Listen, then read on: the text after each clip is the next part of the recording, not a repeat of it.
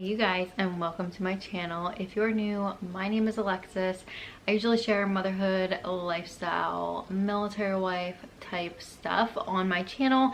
I just had my third baby. You can obviously tell by the title of this video, I'm gonna be sharing our birth story. So I did film a birth vlog with my son when he was born, but it wasn't very in-depth, and I couldn't tell you all the details of all the things that went down leading up to, in the middle, during, and a little bit after. Here and there I was able to film, but I wanted to give you guys the full details also for myself to look back on, because I literally have the worst memory ever and I would love to look back and remember these things. So anyway, he is over here sleeping at the moment. If this is the first video that you're clicking on of mine, I hope you consider subscribing. And a little bit backstory about our situation. So this is my third child. I have two others. I have Victoria, who is 7, and then Jackson, who is 5. We honestly thought that we were done having kids, but something, I don't know, sparked in me, and I started talking to my husband about, should we have another baby? And we went back and forth with it for probably a year, and then we just decided it's time. And oh my gosh, best decision ever. Newborn life is a little hard obviously, but I'm just so grateful, and I just literally feel like our family is complete. I feel like after my first son, I was like, that was supposed to be our last kid, you know. They're only 19 months apart, so it was really hard, and I just remember being feeling like this was my last, but then again feeling maybe not. So anyway, now I feel literally complete, and I'm so grateful. So we did not find out the gender of this baby number 3. We had no idea. We thought it would be fun to not find out the gender, so we went ahead and did not find out the gender the whole time. We went back and forth with if we thought it was a girl, if we thought it was a boy. We had a girl name and a boy name, which I want to share with you guys what our girl name was, because I've talked about baby names before on my channel. So the girl name, if he was a girl, would have been Ivy Alexis Green. So really cute. Ivy would have been her name, but we got a little boy. So I'm so grateful, because I love our little man. But yes, we did not find out the gender, so it was super exciting and a really fun surprise. Trust me, it was really hard not to find out, but I'm really glad that we did, and it was so much fun. So anyway, let's get into this birth story. So I would say around 34 weeks, I started to experience really bad pressure, and I thought he was coming early. I thought for sure he was coming early, my third baby coming early. So anyway, that comes and goes, and then I come back, because we went to Florida.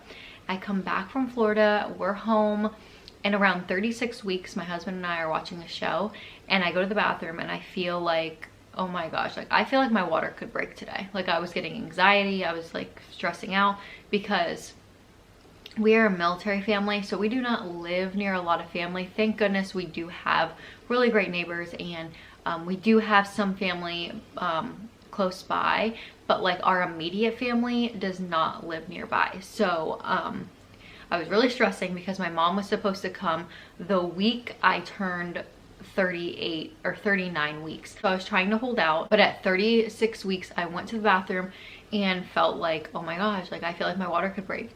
And we were doing these family walks and stuff, and I was feeling a lot of pressure, a lot of pressure.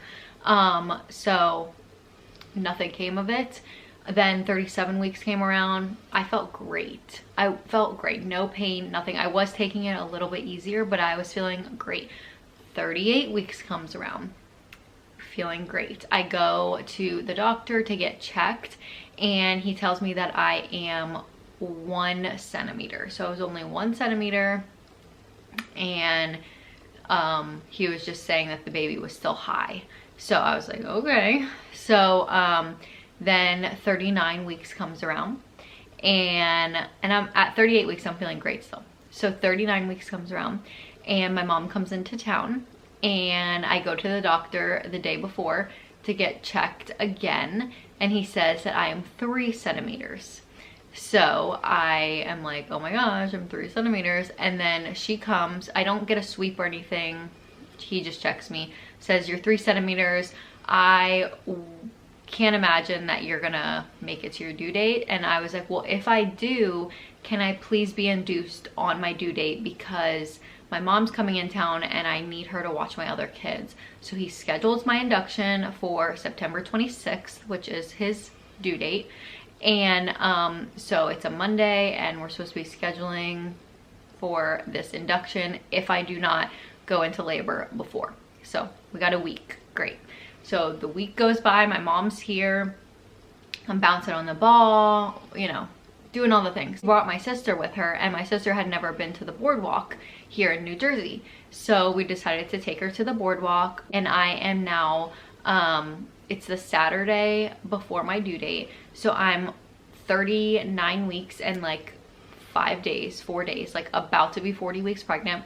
We go to the boardwalk, we walk the boardwalk for 5 hours. We play mini golf. We go up and down, all over in this boardwalk, all over the mini golf.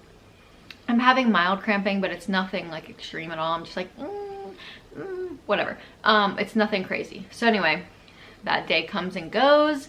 Like I said, we walked for 5 hours, insane. Sunday comes. Sunday, we have a pretty chill day. We did get Chipotle that afternoon for lunch. Around 3 o'clock, I'd say, is when we ate that. And then we are hanging out at the house. My mom is making dinner with my sister. It's around 6:30 or so.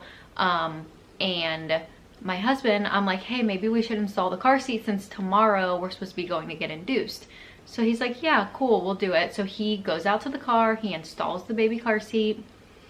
I'm hanging out in the house, and I go out there to check out the car seat because he put it in, and I start feeling really bad cramping. Like cramping that's like stopping me in my tracks, and I'm like, ooh, this hurts a little bit.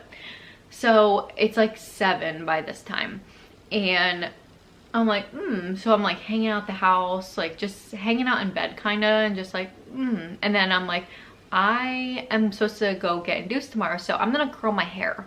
So I go curl my hair, curling it, it's good, and in between I'm like, So I get the timer on my phone, and I start timing the contractions. I don't even know what contractions really feel like, because with my daughter, I was induced at 37 weeks because I had preeclampsia. With my son, my water broke in Walmart, but I never felt pain. I just went straight to the hospital. I was 4 centimeters, and they gave me Pitocin. So, and then the epidural. So I never felt pain really at all. So anyway, I'm starting to feel the pain, starting to feel the sharp pains, and I'm like, I should probably time these. So I start timing them. They're inconsistent. They're like 7 minutes apart. They're like 4 minutes apart. They're, you know, ranging from different times and lengths. Getting around like 8:45 now. And I'm like, maybe I should call the hospital to see if they'll like let me come in early just to sleep there. So that way, because I'm getting induced in the morning anyway, whatever. So I call, I'm talking to the girl on the phone, and you see a little bit of that in my birth vlog. If you haven't watched that, I'll link that down below as well. And I'm talking to the girl on the phone with triage, letting her know everything and stuff like that. So the doctor ends up calling me back and is like, how are you feeling? And can you talk through them? And I'm like, I can talk through them and joke through them. Like after I have them, it's like, whew, okay. I'm like, hang out for a little bit. But during, I'm like, hold ish, but like I can kind of talk because I'm trying, but like I'm still feeling like It says like it doesn't sound like you should need to come in, but just in case, let's have you come in. That way you can like get settled, and then if you have to be induced tomorrow, we'll do that. And I'm like, okay, great. So I leisurely pack, my stuff's already packed, but I leisurely like gather everything together. I leisurely like walk around the house. I leisurely take my time because I feel silly. I feel like this isn't real. If it was real, then I would be in like excruciating pain, is what I thought at the moment. And So I'm like taking my time. My husband's taking his time. He's taking a shower. He ate dinner. I didn't eat dinner because we had Chipotle, like I said, at like 3 o'clock, and I wasn't really like feeling hungry. So I was like, I need to use the bathroom number 2 just in case this is the real thing, because I'm not trying to do that all over the hospital bed. So go to the bathroom, do my thing. Like I said, taking a very long, leisurely time. By now it's about 8:15 or so. So we start heading out the door. I say bye to the kids. My mom and sister are here, so things are working out great. I'm really thankful for that situation. And during that though, the contractions are getting closer together and worse. Like I'm really not able to talk through them. As I'm saying bye to the kids, I'm walking into the living room, and I just remember stopping and being like, hold on, like just like can't talk. And they're getting like progressively worse. And in one point in my head, I'm thinking I'm literally at my due date basically tomorrow, and I cannot this cannot not be real. You know what I mean? Like this has to be real. I shouldn't feel silly for going. You know what I mean? So, you know, we were taking our time, but now at this rate, I'm like, oh my gosh, what if I progress super quickly? Cause this is my 3rd, and like, I don't get epidural and I have the baby in the car. Like all these crazy thoughts are going through my head. So anyway, I'm saying bye to the kids, and I'm like cringing in between. And we head out the door. And I'm sitting in the car, we're heading there. My husband's like, I really have to go to the bathroom. Like, I really gotta go. And I'm like, are you kidding me? Why? Because he wanted to go while we were here, but I was like, we need to go, like, cause my contractions were getting worse. And he was like, so I didn't let him go here. So he was like, let me stop at my office, because he's a recruiter here and he works in the area. And he's like, let me stop at the office and use the bathroom real quick. That way, like, I can like care about you and tend to you once we get to the hospital. I don't want to have to be in the bathroom the whole time. And I'm like, okay, fine. So I let him go to his office. I'm sitting there, in pain here and there. And I vlogged this as well. This is in the birth vlog. So after this video, if you want to reference back to the birth vlog, you can do that. But so I'm talking a little bit to you guys in the birth vlog, and I'm like on Instagram letting you guys know baby's coming and all this stuff. And so anyway, in between though, I'm feeling like, and he's taking a while. He took like 15 minutes in there. And I'm just like, ooh, really like feeling him. So he gets in the car. I'm like, we need to go. So I'm holding on to the poop bar, as my mom calls it, the poop bar. And he is going. And our hospital now is 20 minutes away, mind you. So I'm like, oh my gosh. So I'm like, I don't even remember the drive. I remember my eyes closed a lot. I remember him driving pretty fast and me being like, okay, I'm good. And it not giving me lots of breaks and being like, okay, I'm good. Anyway, so we get to the hospital. I tell him where to park, because we've never been inside this hospital before, and he's never been like to the parking area of the hospital. I have, because where you get your ultrasounds are like to the side of the hospital, so I kind of know where to park. So I'm like, park over here, so that way we don't have to pay for parking, because there's like a paid parking as well. And so we park over here, which is kind of far from the entrance, because we have to now go through the emergency entrance, because it's a Sunday evening at 8:30 at night. So he parks pretty far, and we're walking, and I'm like dying in between, in pain, but we're gonna make it, it's fine. He's like, are you okay? You want me to bring the car over here? He's like asking me all these questions, and I'm like, no, let's just walk, and we'll take our time though. I gotta take a minute sometimes, and then we're gonna walk. Okay, so we get to the door, we get in, I get a wheelchair, they put the band on me. They already knew I was coming, which was good. Thank goodness. They already knew I was coming because I called, and my doctor like started setting up a room for me basically. So they get me set up, to my room. During that time, I'm sitting in the ER like, in pain, you know what I mean, in the little wheelchair. And so then they wheel me up, and he's like asking John like questions, asking me stuff, just like regular questions like about us. Like, all right, here's your room, wheels me in, all the things. Then the nurse comes in, she's like, here, change into this, whatever, go to the bathroom, blah, blah, blah. So I go to the bathroom, dying in the bathroom, having like, literally just took off my clothes and put that on as quickly as possible. She's asking me questions about me, like about like, you know, like medical stuff that they normally would ask you.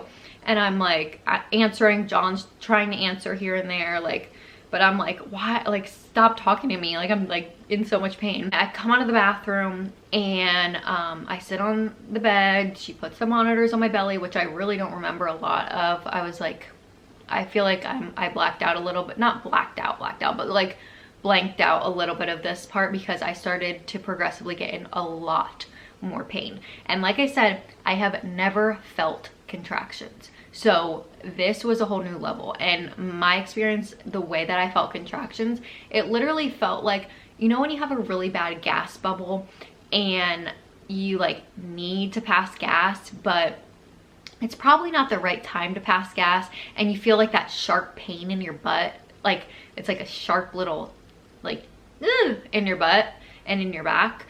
That's exactly what it felt like, but like on max. So anyway, so I started to feel some pain, and a lot more pain actually. And so she's putting the stuff on me, she's putting the cuff on me, and then this nurse comes in and she's got to put an IV. Well, she was gonna put it in my arm, but she couldn't find a vein, so she decided to put it in my hand.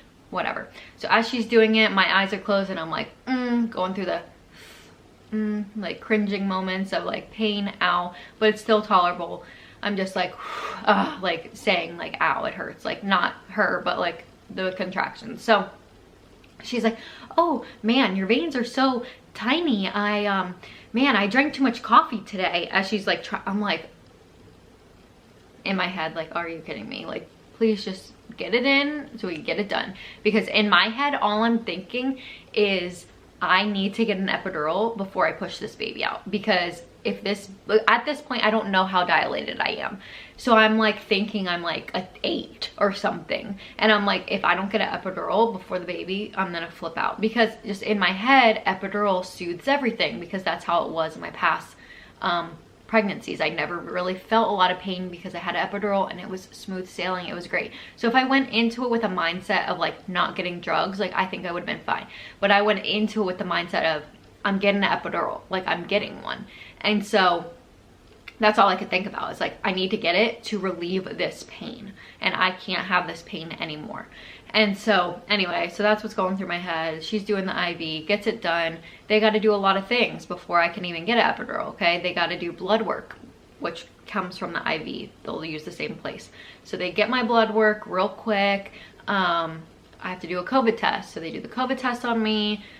We have to wait for those results to come back before I can get an epidural. So 2 hours go by. During those 2 hours, while I waited for my blood work and my COVID test to come back, there was a doctor in the office. That is not my doctor, because my doctor was on call. So he was coming from his home to come, you know, deliver the baby basically. And so this doctor was already there. So she came in and she was checking me. So she's checking me and I'm like, I just want an epidural. That's all I'm saying. And so she checks me, and I think she said I was 4-ish, maybe 5 centimeters. Actually, I think she said I was 4 centimeters. And she was in there a while, and I was like, get your hands out, get your hands out. Cause you know, I can feel it all. It's hurting, all the things. So 4 centimeters, I believe. So I'm like in pain. I'm like so awkwardly laying on this bed, like just flat, and I'm so uncomfortable. And so I'm like, I need to sit up. So I'm sitting up, because it's really hard to like bear down or like feel like, like, you know, handle the pain when you're when you're laying back like that. So I was like, I need to sit up, like. So I sat up on the edge of the bed, and my husband's right next to me. He was amazing the whole time. Like I couldn't have done it without him. He was amazing. So now my contractions are getting so much worse, and I am yelling. I am being that one, but it's like when you're in labor, you're in labor. My things are coming off my belly because I'm like holding onto my husband's shoulder. Like I'm like gripping his shoulder, and like it's so painful, and like going like this, and like going like breathing like really heavy. And so I'm just like really in a lot of pain, and all I'm saying is, please, what's taking so long? What's taking so long? And let me just tell you, this hospital was the slowest hospital, not just because like I was in pain, but even after everything was said and done, I would never recommend anyone going to this hospital. My doctor was great, and my nurse was great, and the people that took care of him afterwards were really good. But just the flow of the place was just not a good flow. And yeah, so like the people who mattered were great to me and Easton, but the people in between were not so great. But anyway, needless to say, I'm in a lot of pain. I'm squeezing him, yelling, all the things. Thank goodness the anesthesiologist comes in, and I just want to kiss him when he comes in, but he has got like a really blah attitude, and he's just like, meh. And I'm like, I need you to be peppy, and I need you to hype me, because you're about to stick a needle in my back. Get this going. I need drugs. I even told my husband before the epidural came, I said, please do not let me deliver this baby without an epidural, please, because I can't do it. Please don't let me have this baby without drugs. Oh, and before the anesthesiologist came in, I asked the nurse, is there anything that I can take in my IV? Because I remember in my past, they were like, oh, we could give you this or this before the epidural. So I was like, is there anything you put in my IV? And she's like, well, at this point, all we can put in your IV is morphine, and we need to check you again. And I was like, I am not putting morphine in my IV. That's not happening. And they'd have to check me again, which would be very painful, and I could hardly handle it as it is. I was shaking. I was going through the transitions of labor at this point, and I was like, no, never mind. Like, that was dumb. Like, I'm not gonna get morphine in my IV at this point. Plus, like, I'd be knocked out if I had morphine. So anyway, the anesthesiologist comes in, he's doing all the things, the nurse comes over, she puts my hair up in a little ponytail or to the side for me. She's really sweet. She takes out her hair tie to do my hair, which was really, really sweet of her. She actually had her children unmedicated by choice, and so she knew, you know, what I was going through. She's like, you're going through transitional right now, like you're, you know, you are almost basically there, about to have this baby without medication. And my husband and her, I find out later, thought that I was not having this baby with an epidural. They thought for sure I was never getting an epidural at this rate, and that I was gonna have the baby without drugs. But thank goodness the anesthesiologist came in. He's doing his thing. I'm leaned over, holding my husband's hand. They're having like their own conversation. This is going on 3 hours now. So from start to finish, my full labor was 4 hours long. So from when I started those contractions outside when he was putting the car seat in till when I delivered Easton was about 4 hours. You should start feeling relief. And I've never had contractions in between getting an epidural. So like, you know how those people are always saying like, you had to like, or say, hold on 1 minute. So I had to do that in between him like doing his thing. And I'm like, try not to move, try not to be in pain. I'm like, this is the worst pain in my life, and I'm not supposed to move. This is horrible. So leaned over, he's doing his thing, finally gets it in, done, blah, blah, blah. I lay down. I'm not feeling complete relief yet. Along my right side, I am feeling a lot of pain still. And it's not like helping. Like, I'm feeling a lot of pain, a lot. And I understand that I'm supposed to feel pressure, but this was like pain radiating down this hip. It was horrible. And the pain that I was experiencing before that was all my back, my lower back, just like hot and just like pain, like radiating on my lower back. And that's contractions. That's your body. And that's what it feels like, which I never knew. But it's just like heat and like pressure down there and like radiating pain on your back is what I felt. So then once I got the epidural, I was feeling a little bit of relief, like a little bit, but I wasn't feeling as much relief as I expected. And during my right side, especially on my hip, I could feel all the pain still. Come to look, and apparently the pump stopped working. It didn't turn on, it wasn't on anymore. So I wasn't getting medicine anymore to numb me. So thank goodness. So he fixes that, turns it on, it's good to go. It starts to help, but it's not great. By now I'm checked. When I got the epidural, I was 6 centimeters. Maybe 20 minutes goes by, he checks me again, or he checks me, and I'm 8 centimeters, and he breaks my water. So 8 centimeters, breaks the water. I feel like 20 minutes goes by, maybe 45 minutes goes by. I'm really not sure. I don't think I had an epidural very long. I think I had it for about an hour, if I had to say. I had the epidural from an hour before he was born. So not very long, but it was a little bit relieving. But I still was feeling some pain and a lot of pressure, which I understand is normal, but whew, it was a lot. So breaks my water, and then, you know, a little bit of time goes by and now it's time to push. So I push and push and push and he's like, sometimes you're doing really good pushes and sometimes I'm like, you're not really pushing. That's what the doctor was saying. So honestly, they did really great with helping me not rip. They use olive oil, which is crazy. I've never been to a doctor's office or hospital or had a delivery that used olive oil. So they were dumping olive oil down there and like trying to like telling me like, okay, now, okay, the baby's head's starting to come out more, so let's go slow. So I was doing like slow pushes, which was really hard, but like slow pushes, slow pushes.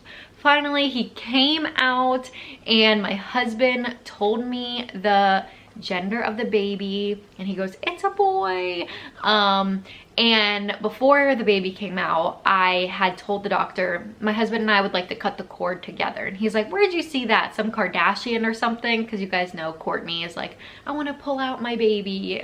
So people do that because Kourtney Kardashian, but I never saw it anywhere. I really just wanted to cut the cord because this is gonna be my last baby and I've never got to cut the cord. Why does the husband and the dad always get to cut the cord? I wanna cut it too.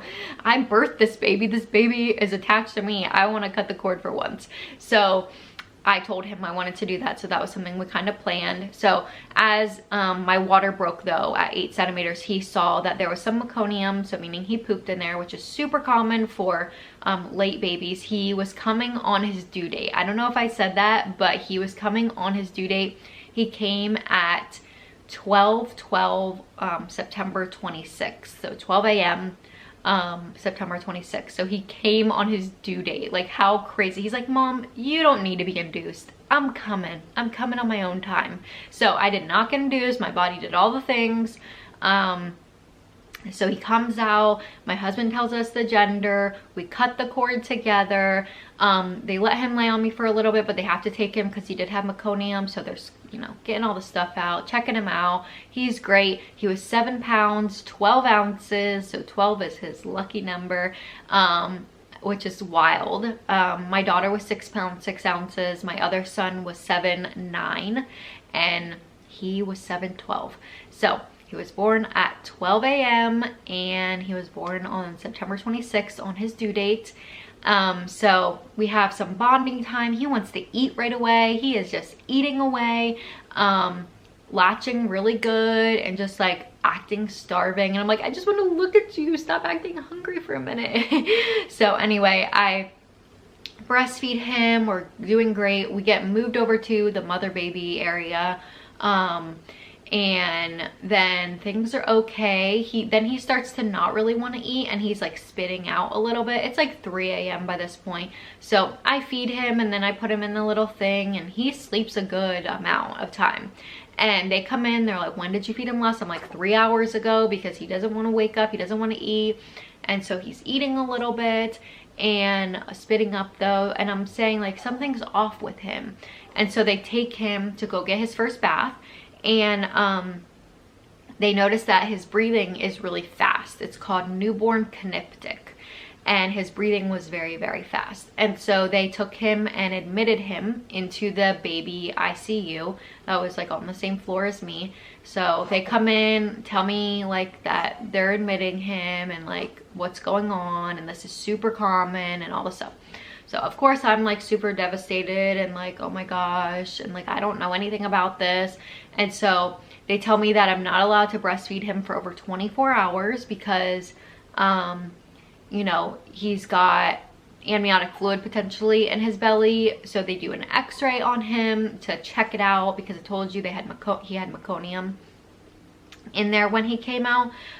So they were checking to make sure and told me that I wasn't allowed to feed him for 24 hours breastfeed, that he was going to be on an IV to like sustain his hunger, because if I were to feed him and him with his breathing, he'd be aspirating and he could get pneumonia. So of course we don't want to do that. So over 24 hours, he's got to be under these little lamps, which is so sad. He's got to be, he's talking over here. he's got to be monitored and all this stuff. So of course I'm heartbroken and I'm so sad and like, oh my gosh. And the next day comes around. Well, it's actually the same day, and they tell me all this. It's the morning of. And then the next day comes around, and you know, when you're in the hospital, it feels like you're there a lifetime, and like everything going on with the not really sleeping, it just feels like you're there for a lifetime. And so the next day is actually September 27th, and that is my birthday. So Easton and I are a day apart, and so I'm in the hospital on my birthday hoping I could go home with my baby, but I get it, he needs to be looked at. So I go in there, check him out while he's under the little lamps. It's so sad. Any mom who's a NICU mom or had to have been in the NICU for a really long time with your baby, my heart goes out to you, because that was horrible. It was so hard. I cried over him. I just like wanted my baby not to have IVs in his hand, tubes in his nose, tubes down his throat, because that next morning when I woke up, they decided to put a tube in his belly to give him airflow, not oxygen, but airflow. And you know, in his nose, and IVs in his hand, and stuff, you know, stickers stuck to his face to hold the thing. Like, it was just so sad. And it was my birthday, and I was like, my baby, I just want to meet my baby, I just want to hold my baby. And so finally I got to hold him, and the nurses in there were incredible. They were so sweet, so sweet. And it was just, it was good. I got to hold him, and things were looking up. He ended up being able to get taken off of the airflow, which was such a great birthday wish.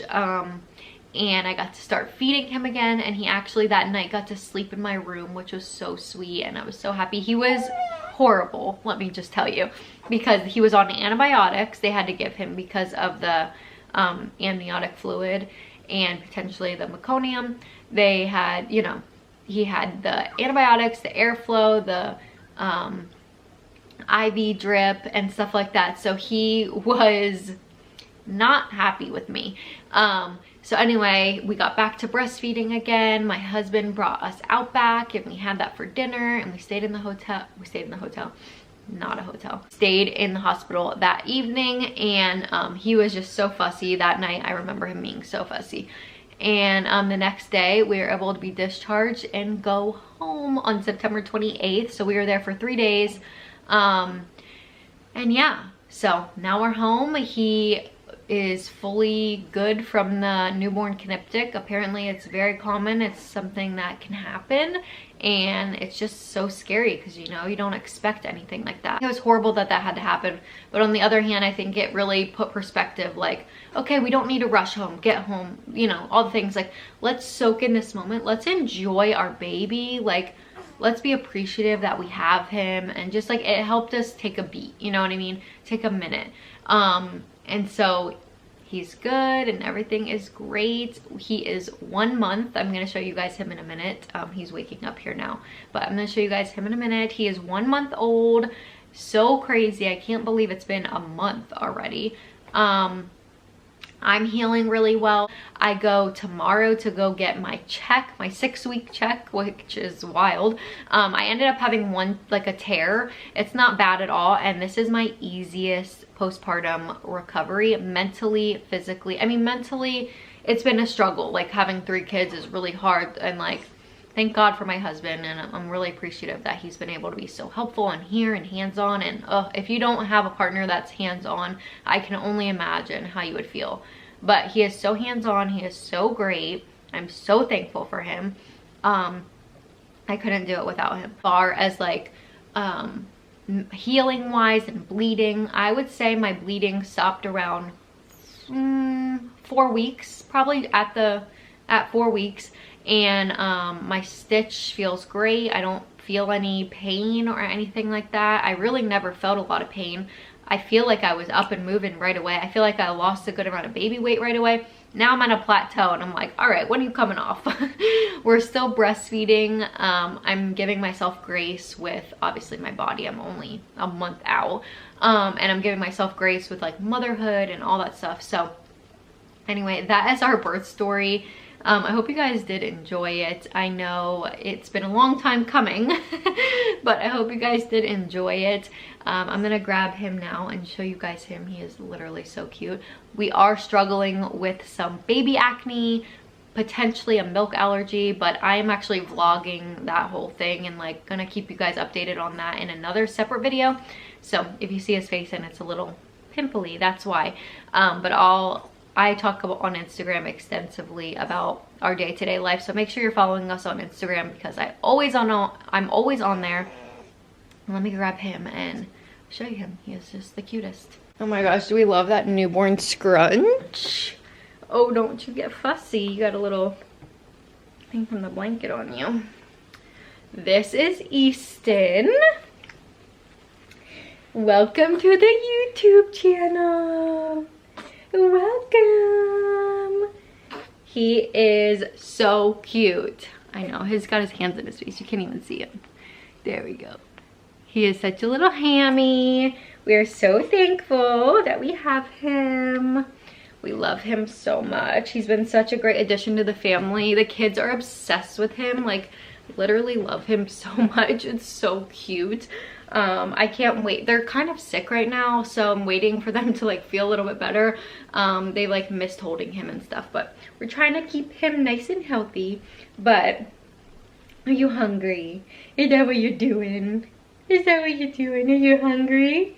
Are you smiling for me? Are you smiling? He's got his hands in his mouth. He's trying to, are you being camera shy? Are you being camera shy? Oh, what a big yawn.